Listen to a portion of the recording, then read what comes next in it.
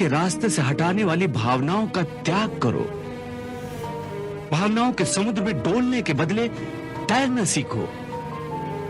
तुम तो एक कीर्तिमान पुरुष हो। अपनी निर्बलता का यूं प्रदर्शन करके तुम अपनी कीर्ति को नष्ट मत करो। एक वीर पुरुष के लिए उसकी कीर्ति का नष्ट होना उसकी मृत्यु के समान है। इसलिए युद्ध करो पार्थ, युद्ध, और अपनी कीर्ति, अपने कर्तव्य और अपने धर्म की रक्षा करो। अकीर्तिम चापि भूतानि कथयिष्यन्ति ते व्याम संभावितस्य चा कीर्तिर मरणाद अतिरिच्यते। इस धर्म युद्ध में यदि तुम मारे भी गए तो तुम्हें वीर गति प्राप्त होगी। तुम मरकर भी अमर कहलाओगे। इसलिए युद्ध करो।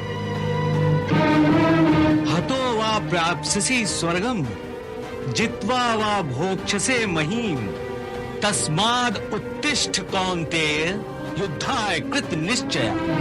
हे वासुदेव, तुम तो जानते हो कि मुझे अपनी मृत्यु की चिंता तिल भर भी नहीं है।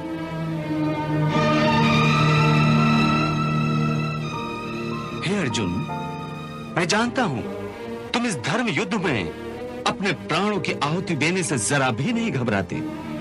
तुम्हारे हृदय की यह दुर्बलता केवल अपने संबंधियों के आदर में है, जो इस धर्म के क्षेत्र में अर्थहीन है। तुम्हें अपने संबंधियों की मृत्यु की चिंता है, परंतु तुम्हारा यह विचार तुम्हारे अज्ञान का खुला प्रतीक है। तुम ठीक कह रहे हो केशव।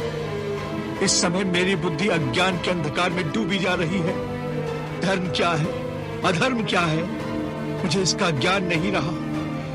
मैं कर्म के एक ऐसे दोराहे पर खड़ा हूं जहां से ये पता नहीं चल रहा कि धर्म का मार्ग कौन सा है और अधर्म का मार्ग कौन सा। मुझे अज्ञान के इस अंधकार से निकलने का रास्ता दिखाओ केशव, रास्ता दिखाओ। हे पार्थ, मैं तुम्हें इसी अज्ञान के अंधकार से निकालना चाहता हूं। इस अंधेरे में अंधों की भांति हाथ पैर मारने के बदले अपनी दूर दृष्टि को एक दिशा दो और देखो इस सृष्टि की ओर।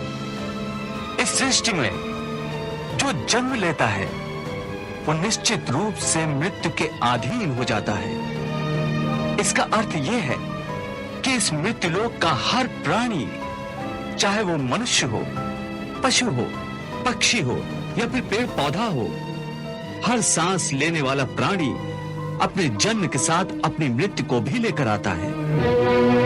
हर प्राणी को एक न एक दिन निश्चित क्षण पर मरना अर्थात अपना शरीर त्यागना ही पड़ता है।